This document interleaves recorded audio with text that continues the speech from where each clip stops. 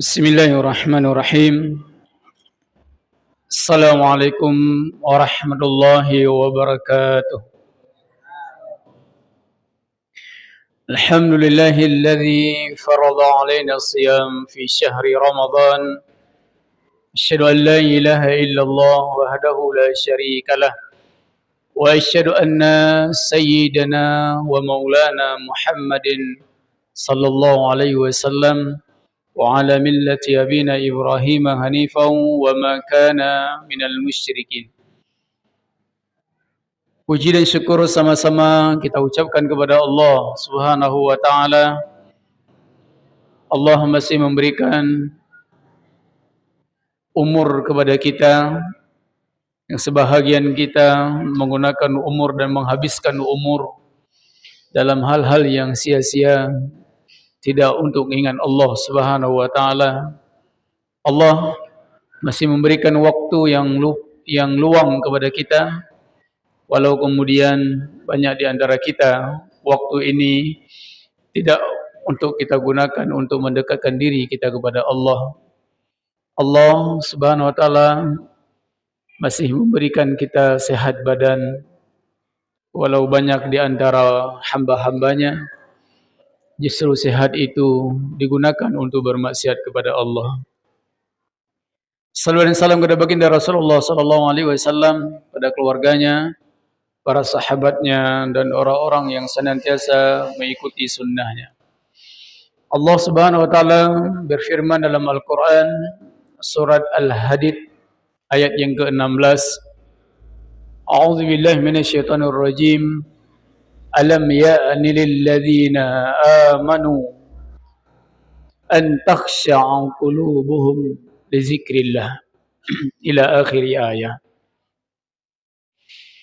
Ketika saya membaca ayat ini, saya teringat dengan satu kisah yang menginspirasi diri kita semua. Kisah seorang ulama saleh, bahkan meriwayatkan beberapa hadis dari jalur Ibnu Abbas, yang kemudian juga menjadi seorang murid dari Imam Hasan Al-Basri. Tetapi ulama ini dulu di masa mudanya adalah seorang perampok. Hari-hari beliau habiskan untuk minum minuman keras. Banyak orang yang sudah dibunuhnya. Bahkan beliau bercerita sendiri kepada para muridnya kisah perjalanan hidupnya. Beliau mengatakan sampai suatu hari orang di desanya setiap melihat beliau itu ketakutan, karena khawatir diancam, dibunuh dan diambil harta. Sehingga suatu hari beliau ini kepingin memiliki seorang istri dan juga memiliki anak. Berangkat dari menikah inilah kemudian hidupnya berubah. Singkat cerita, menikahlah beliau dengan seorang perempuan yang beliau cintai. Dikaruniai seorang putri yang cantik jelita.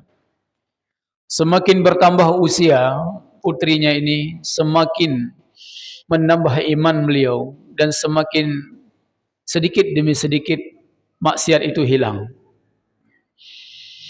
Bahkan di usia putrinya 2 tahun, beliau sedang duduk di kursi dan depannya meja. Beliau meletakkan minuman keras di atas meja itu. Datang putrinya yang usia 2 tahun itu, diambil botol minuman itu, dibuang oleh putrinya. Sampai usia 3 tahun genap, Allah mencabut nyawanya, nyawa putrinya. Ketika putrinya meninggal dunia, terpukul hatinya. Sedih yang begitu mendalam yang diidamkan selama ini beliau memiliki anak. Sehingga datanglah syaitan untuk membisikkan supaya dia melakukan maksiat dan mabuk yang belum pernah dia kerjakan sebelumnya. Sehingga dia ikuti bisikan syaitan itu dan nafsunya. Sehingga di hari itu dia minum tidak pernah berhenti dari pagi sampai malam. Bayangkan orang yang minum dari pagi sampai malam minuman keras itu.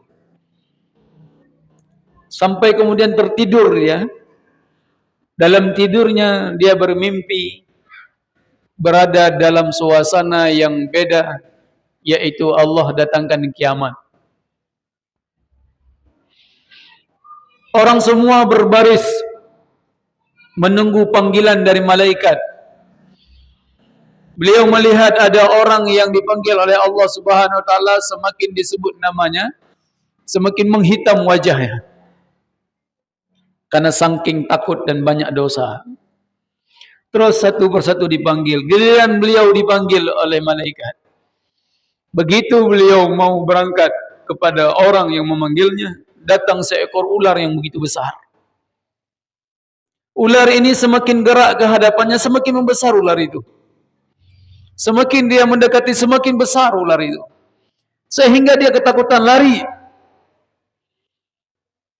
Waktu dia sedang berlari, lihatlah ada seorang kakek yang kurus krempeng. Kek, tolong saya kek. Dengan ketakutan yang luar biasa itu. Kata kakek, mana mungkin saya bisa melawan ular yang begitu besar itu. Saya kayak gini, badan kurus. Terus gimana nih saya ini? Kau lari ke atas gunung sana. Mungkin dengan di atas gunung kau dapat bantuan. Nah, dia lari, dia ke atas gunung, dia terengah-engah, dia begitu capeknya. Sedang di atas gunung dia mendengar ada suara anak-anak sedang bermain. Rupanya semakin dekat, semakin kenal suara itu dia. Rupanya inilah suara putrinya. Ayah mau kemana? Ayah dikejar ular itu. Dilihat oleh putrinya ular begitu besar. Putrinya hanya mengancungkan tangan seperti ini, ular itu lari. Kaget beliau. Kata putrinya, ya, ular yang besar ini itu amal jahat ayah. Kakek yang kurus tadi itu amal baik. Amal baik ayah itu cuma sedikit, tidak sanggup melawan ular yang begitu besar itu. Lantas si anak ini membaca ayat Allah yang saya baca tadi. Kata Allah Subhanahu wa taala itu, alam ya'ni lil ladzina amanu. Tidak cukuplah seorang yang beriman itu. Apakah tidak ada lagi waktu bagi orang beriman itu? An takhsha'a qulubuhum li zikrillah. Untuk saatnya dia ingat dengan Allah itu. Lantas sehingga beliau terbangun dari tidurnya. Sudah mau subuh, dia mandi, pakai baju sebaik-baiknya, berangkat ke masjid. Salat subuh di masjid. Begitu beliau berdiri di masjid salat, rupanya imam salat baca ayat tadi. Semakin menangis dia dalam salat itu. Siapa dia? Malik ibnu Dinar. Ikhwani fillah rahimakumullah, waktu yang sangat singkat ini saya ingin mengatakan kepada kita, syukurnya kita kepada Allah itu, Allah masih memberikan kita kesempatan kayak gini nih. Kita masih duduk bersama di masjid ini. Allah masih gerakkan hati kita dari rumah ke sini. Di mana para sahabat Rasulullah SAW itu, sebelum 6 bulan Ramadan tiba, mereka semua menangis kepada Allah.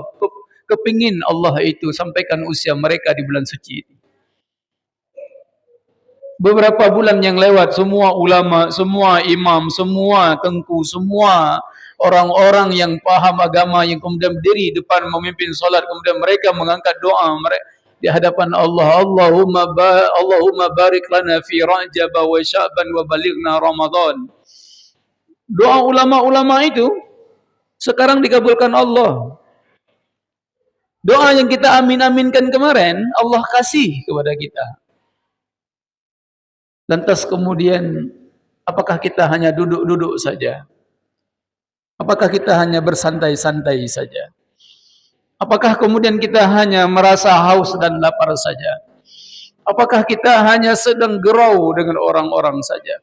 Apakah sekarang sedang kita urus bisnis-bisnis kita untuk Idul Fitri itu? Atau kita memanfaatkan hari-hari, setiap jam dalam bulan ini yang kita idam-idamkan, yang kita doakan, yang kita aminkan beberapa waktu yang lalu, untuk kemudian kita menambah amal ibadah kepada Allah. Alam ya'ni lilladzina amanu an takhsha'a qulubuhum li zikrillah. Apakah kita masih juga berdiri tegak tanpa kemudian kita mengagungkan Allah? Hai orang-orang yang bermaksiat kepada Allah, alam ya'ni lilladzina an takhsha'a qulubuhum li zikrillah. Wahai orang-orang yang berzina, alam ya'ni lilladzina an takhsha'a qulubuhum li zikrillah. Ayat ini sebenarnya menggugah kita bagi orang-orang yang hari ini lalai dengan Tuhannya. Bulan ini adalah bulan taubat. Bulan ini bulan Rahman dan Rahimnya Allah. Bulan ini adalah bulan di mana kemudian Allah memberikan takjia, memberikan kesungguhan dalam hati hambanya yang beriman untuk beribadah kepadanya. Maka singkat cerita, janganlah lewat bulan yang mulia ini dengan kemudian kita menyia-nyiakan waktu demi waktu kita, hanya berfikir tentang dunia dan dunia. Sudah cukup 11 bulan yang lewat kita berfikir tentang dunia kita, dan ini bulan berfikirlah tentang akhirat kita. Kapan lagi kita berfikir tentang akhirat ini kalau bukan di bulan suci Ramadan, di mana Allah memberikan suasana orang beribadah. Lewat bulan suci Ramadan hilang suasana itu, dan kita kembali akan bercerita tentang dunia-dunia kita. Jadi oleh karenanya 6 bulan setelah Ramadan, para sahabat Rasul menangis sejadi-jadinya, karena sudah berlalu hari-hari di mana Allah ampunkan dosa-dosanya.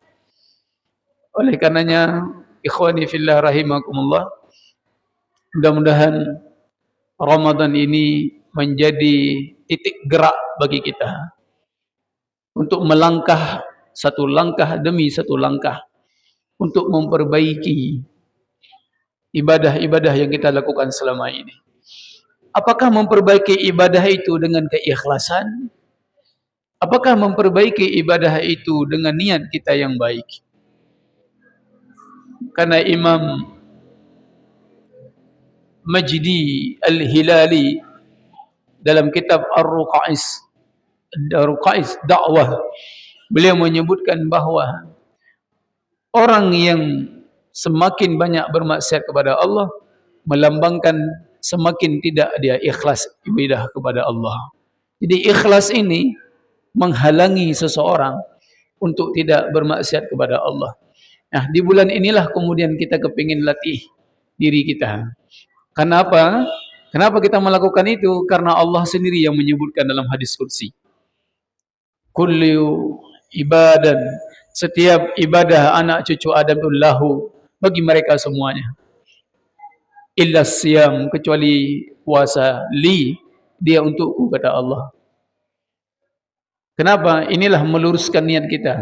Kul inna salati wa nusuki wa mahyaya wa mamati lillahi rabbil alamin.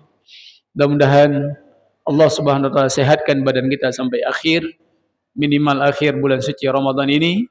Mudah-mudahan Allah Subhanahu wa taala terus menjaga keistiqomahan hati kita untuk senantiasa memperbanyak zikrullah kepadanya.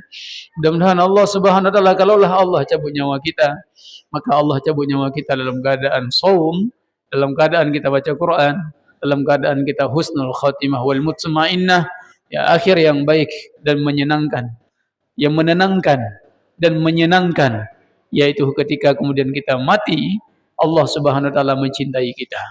Wallahu a'lam bishawab. Subhanakallahumma wa bihamdika, asyhadu an la ilaha illa anta, astaghfiruka wa atubu ilaik. Assalamualaikum warahmatullahi wabarakatuh.